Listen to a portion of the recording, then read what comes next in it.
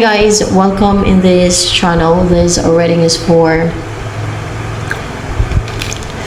air signs, Libra, Gemini, Aquarius. So energy of air signs of Libra, Gemini, Aquarius around this time. Uy, malapit yung loob mo. Para bang magaan yung loob mo. Malapit yung loob mo towards your person na meron kayong soul connection. So, kung sino man yung tao na malapit o magaan yung loob mo sa kanya, or you feel at home sa kanya, meron kayong soul connection yan. Ngayon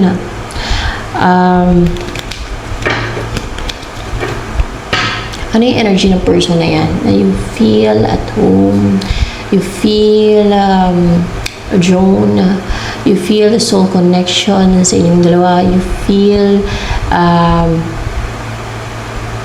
magaan yung loob mo sa kanya, malapit yung loob mo sa kanya. The Magician in reverse. Why it's Magician in reverse yung kanya energy?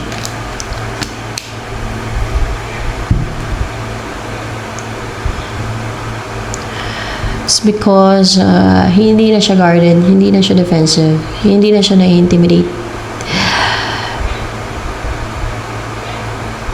More clarification in this Magician. That's why merong Magician dito. May gumagawa sa kanya ng manipulation, manifestation, or else worst is witchcraft. Para mag-juggling siya, hindi makapag-decide, hindi makapag-take na action, hindi makagawa ng move towards you, hindi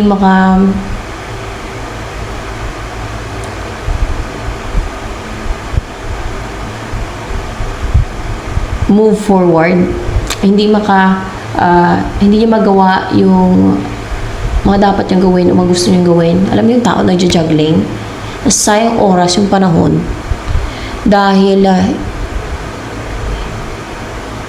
hindi siya mawarian kung anong gagawin niya. Para bang walang direksyon yun yung isip niyan. Kadalasan naman nagja-juggling, mayroong nang-control. So, ibig sabihin kasi in reverse na tong Magician dito, this person ay hindi na nakokontrol or hindi na siya nagpapakontrol.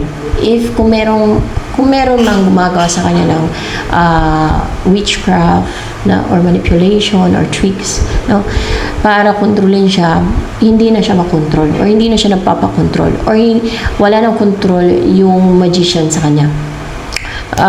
That's why hindi na siya guarded. Doon na-control mo siya, guarded and defensive, and nakaramdaman siya na yun na-intimidate sa'yo or na-intimidate siya sa ibang tao. Para bang nandun din yung naramdaman yung kaba, no? Kaba sa kung ano man. So,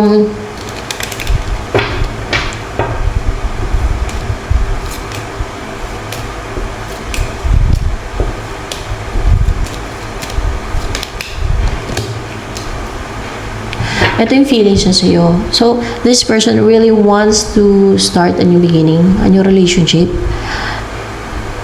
with you. Ano yung dinidesire niya na mag-start kayo ng relationship or mag-start kayo na something new, a new relationship. Something new. Na new love, new relationship. Yun ang gusto ng emotion niya, feelings niya, heart niya. Feelings So, gusto niya magkaroon ng relationship sa inyo. Mag-umpisa kayo ng relationship.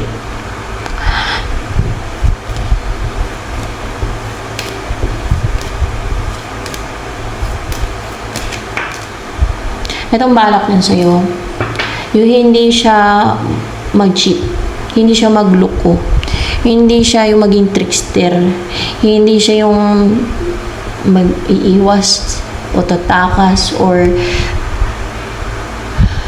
else yung mag-cheat talaga. So, ibig sabihin, ang balak nito sa'yo, seryosohin ka niya. Na, seryosohin ka niya. Hindi yung parang naglalaro lang or nagluloko sa relationship. Instead, siseryosohin ka niya. Yan. Yung makapagrelasyon siya sa'yo na seryoso siya. Hindi naglalaro. Hindi nag-cheat-cheat. Hindi tumatakas-takas. Hindi trickster. Alam mo yung trickster sa relationship? Mag-message siya isang araw, sunod na araw, wala message. Alam mo yung parang nilalaro niya o minamanipula yung ka-chat niya. May sinusundan man siyang video o wala. Kasi may mga tinuturo na video, di ba, sa YouTube na yung mga manipulation sa relationship, like push and pull. Toxic na mga ano yan na tinuturo o toksikan. Kasi manipulation nga eh. Tinuro ba ng God na manipulate? Sa devil yan. Yung mga pang manipula na yan. At managtuturo niyan, alam niyo na. Mapang manipula. Kaya manipulation tinuturo. Hindi rin sila nasa Diyos. Kasi manipulation tinuturo nila eh. Di ba? Mga manipulate.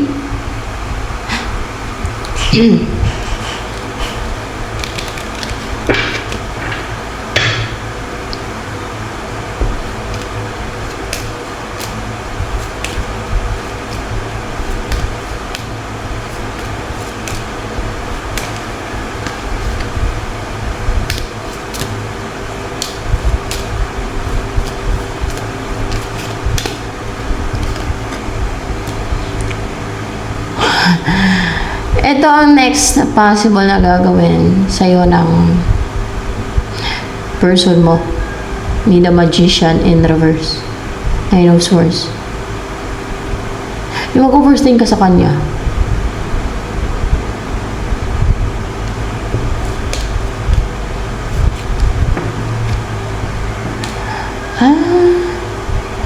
Kaya, nagagawin to para mag-overthink ka sa kanya. Para gustuin mong bubuo kayo ng pamilya. Para isipin mong maging masaya at contented ka. Fulfilled pa siya ang asawa mo. Para makabuo kayo ng pamilya. Para mapangasawa ka niya. Para makatuluyan ka niya. Pero bakit kailangan pa gawin kang parang bangag or gawin ka ma-overthink. Ano kaya ang gagawin niyo, no? Let's see.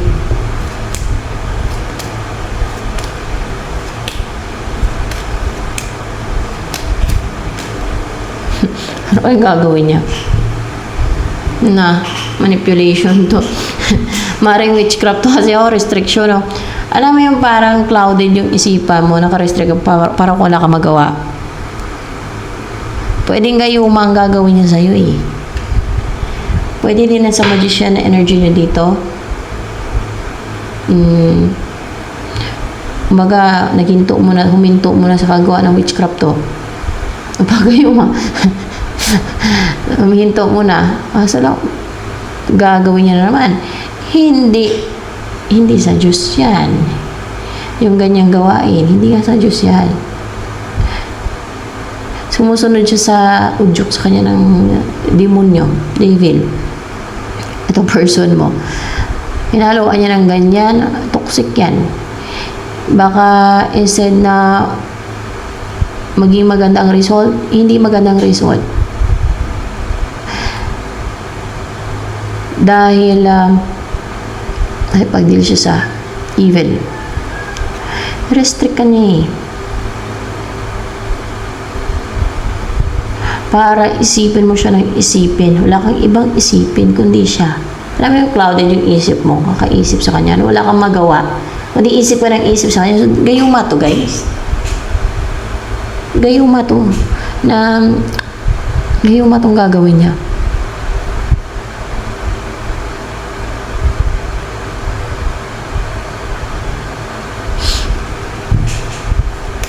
So, be aware. Kung sino yung isip ka ng isip na wala kang magawa, isip ka ng isip sa kanya,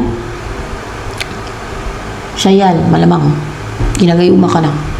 Tapos yung nalilibugan ka sa kanya, it's a sign of gayuma. O tawag dyan, love spell, mga ganyan. Basta gayuma. Love spell man tawag dyan. O kaya ay gusto mong pag-isip tapos isip ka ng isip sa kanya. Yung parang na-obsess ka sa kanya. Malamang sa malamang gayuma na yan. At may confirmation dito na yan ang gagawin nyo.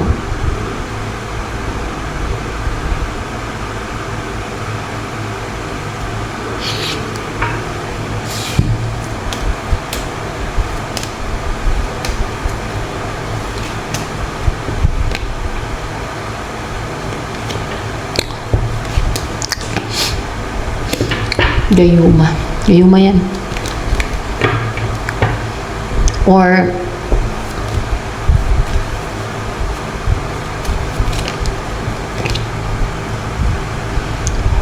kung hindi man gayuma, kasi palang pa yung kanina. Pero maaaring gayuma kasi clarify bro, upright na di ba? Ay, may nasa.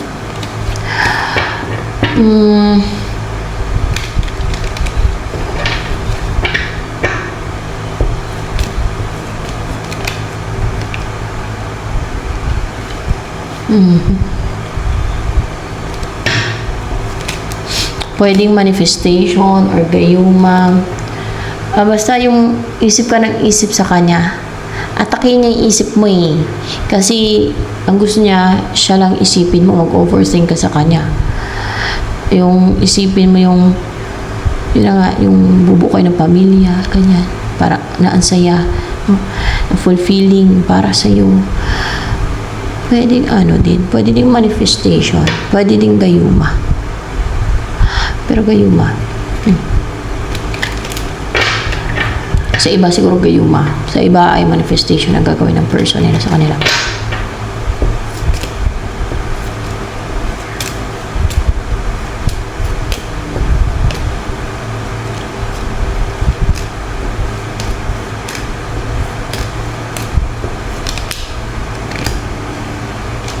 Ito pang gagawin niya sa'yo eh. Death in reverse.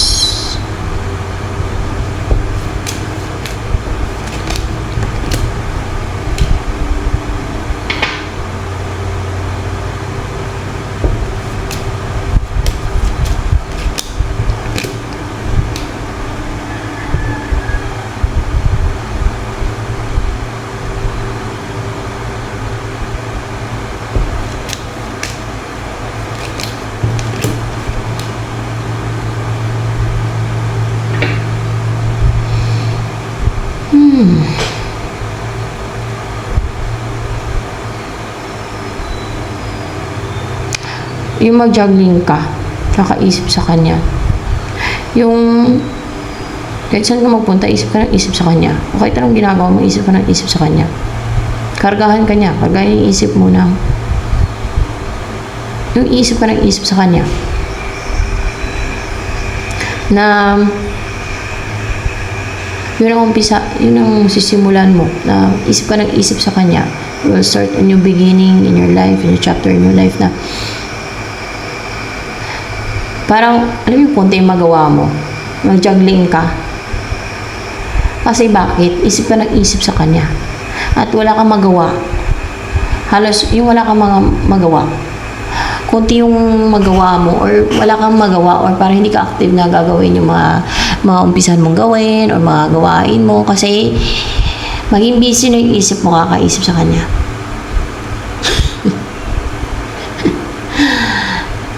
Na baggage, karga. Para bang gawin kayang tamad, no? Maging tamad ka. Maging busy na yung isip mo kakaisip sa kanya. Masipag yung isip mo kaka-imagine, kaka-illusion, kakaisip sa kanya. Busy yung isip mo kakamanipula ng manipulation, lies, and deception sa isipan mo. Ganon.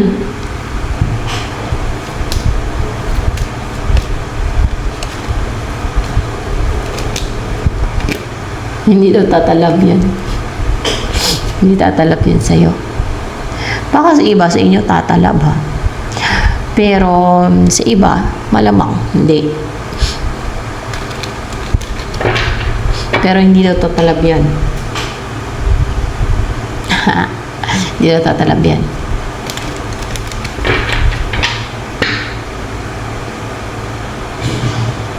Pero magaan yung loob mo sa kanya ngayon. Mga tao na magaan ang loob mo sa kanya ngayon. Yan ang binabalak sa'yo. Kontrolin yung isip mo. Paisipin ka ng paisipin ng future ninyo together. Ng mga illusion na isense sa isipan mo kasi hindi naman siya magtatagumpay. Pwedeng sa iba magtagumpay. Pero sa iba, for sure, hindi magtagumpay. Okay?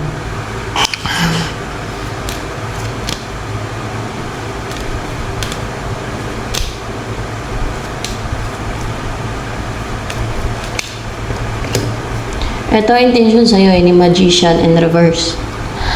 Mag-offer ng huge offer, offer na may commitment. Pero bakit kailangan pa niyang kargahan ka? Mali yun eh. Dapat bigyan ka niya ng free will kasi ginagawa niya, tinatanggal kayo ng free will eh. Ba't kailangan pang kargahan ka niya? O atakihin yung isip mo?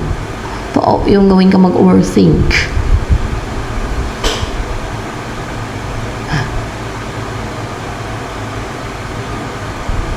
So, King of Wands, kaya ka daw niyan kargahan kasi para maging passionate or full of desire ka sa kanya or parang maging hunter ganun, maging hunter sa kanya na alam mo, hindi yung urge mo and desire and will and maging goal driven ka na makamit siya, makuha siya na parang goal, no? Na gawin mo siyang goal.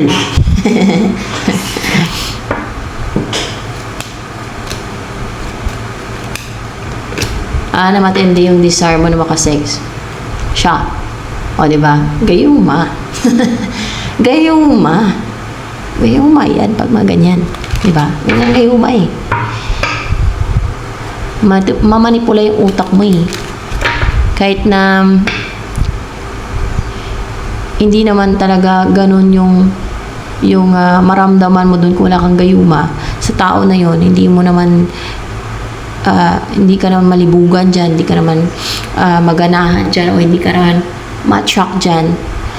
Dahil sa gayuma, pwede ka malibugan o ma-attract o magka-desire sa tao na yan na gusto mo makasex o makatali. Kasi may demonyo yan eh. May yan eh, demoni kasi yung mga gayuma eh. Sino ba yung demon of lust o fallen angel na naka-assign sa lust? Ang alam ko si Asmodeus. Yun. Yan ang dyan. Demon dyan na naka-assign sa lust. Sa mga gayuma. Hi.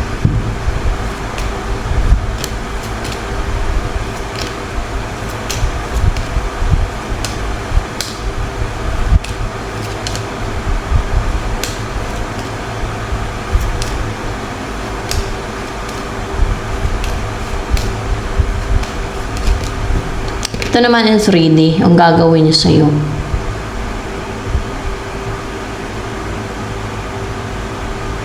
In reality, malungkot ka na nag-aantay. Yan ang gagawin niya daw sa'yo eh. Yan ang balak niyang gawin sa'yo. Nang offer niya. O diba? Selfish. Selfish. Tuwang-tuwa siya niyan. Pero sa'yo, ikaw ay nagsasuffer niyan. Di ba? Malungkot ka kasi wala pa yung offer niya. Alam niyo ba yung pagka ginagayuma ka tapos na nag-aantay ka, syempre, no? Na darating yung tao na yan, no? Or kaya yung magkaroon ng communication sa inyo, kasi ginagayuma ka eh. Minamanipula yung isip mo, kinokontrol eh. Parang tinatorment yung isip mo niyan eh. Pinapahirapan ka niyan eh. Para bang nagdurusa ka. Lalo kung wala pa yung offer niya, nagdurusa ka. Ganon.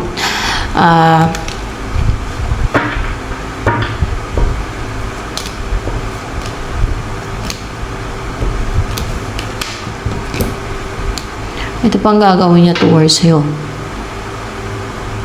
In reverse man,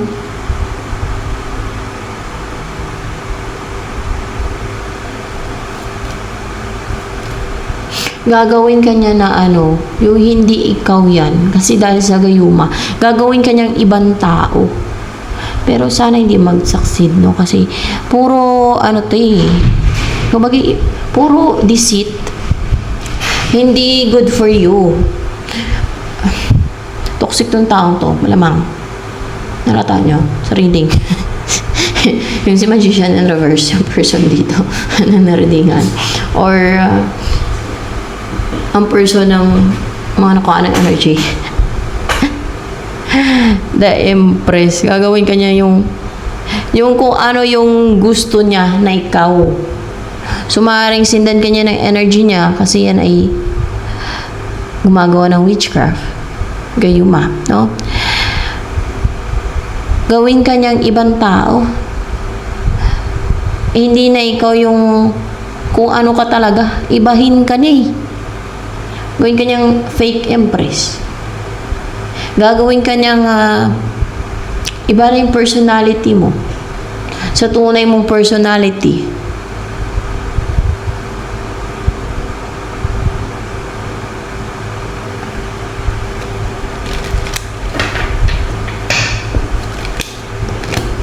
May tupak na yung Magician in reverse na yan. Kasi, pinaklarify ko sa guide ko kung may tupak ba yan. May tupak daw yan.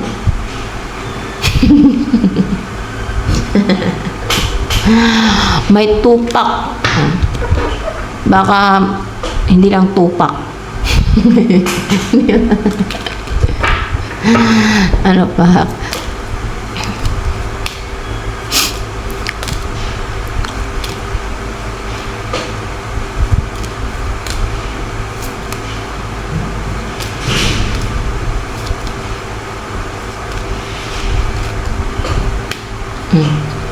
Ito naman ang next move niya towards you.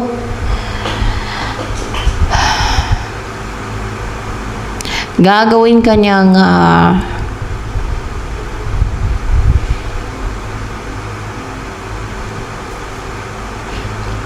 uncomfortable, unstable. Para bang hindi ka independent. Hindi ka independent na mag-depend ka sa kanya.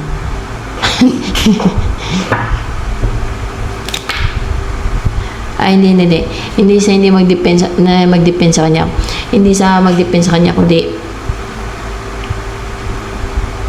gawin ka niya uncomfortable, hindi mo ma-enjoy yung buhay without that person. Sa buhay mo na kailangan mo sa buhay mo na to the point na clarified by all three of wands. Mag-antay ka sa kanya. You will keep waiting. Okay lang. See, merong dito, merong 4 of cups. You will keep waiting sa offer niya. Ay, pinaparusahan ka. Paparusahan ka. Yun ang bahala. Parusahan ka.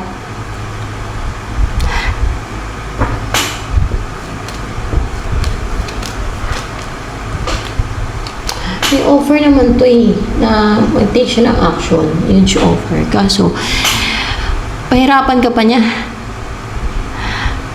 Parang torment niya yung utak mo. Yung isip mo. Isipin mo, mag-juggling ka, overthink sa kanya, imagine sa kanya, ka-illusion sa kanya.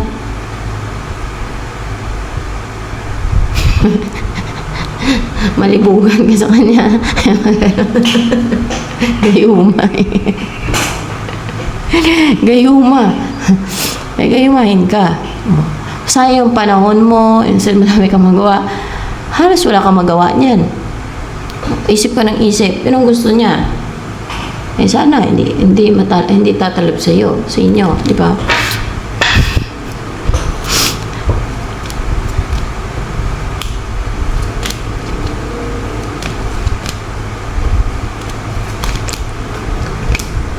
Ito kasi ang gusto niya mangyari sa inyo, guys, no? And in reverse tong Knight of Cups dito. Yung ma-reject niyo yung mga dark spells, may mga ma-reject kayo, or pwedeng mga options, reject niyo mga options, o mga spells, kasi may cups dito, so maring dark spells yung iba, mga sinesent na mga deceit ng iba, no?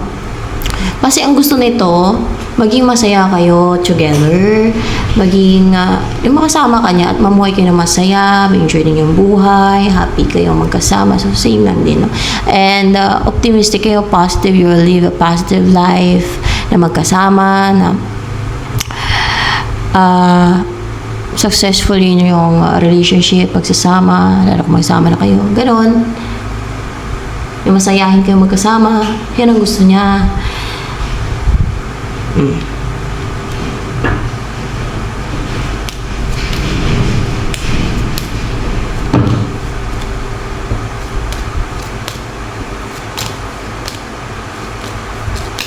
Dapat hindi na siya gagamit mga gayuma-gayuma na yun. Ito mga mangyayari sa inyo, makarecover na kayo sa sa mga, alam niyo, kung may pinagdaanan kayong mga mahirap, stressful, o mga challenges, o mga hurdles sa buhay, o mga nahirapan, or nagdusa, o heartbreak, kung ano man, makarecover na kayo. Or else, kung nagkasakit kayo, kahit insomnia, makarecover na kayo. Maging stable at maging na yung isip niyo panatag. Maging maging tahimik yung isipan ninyo. Hindi na mabalisa yung isipan ninyo. Kasi lumabas naman dito na hindi ka matablan ng gagawin niya. So, siguro sa iba sa inyo, hindi matablan. Sa iba, baka matablan. Char. Page of Pentacles in reverse, at hindi na magtuloy-tuloy, or hindi na mag-grow. Clarification dito.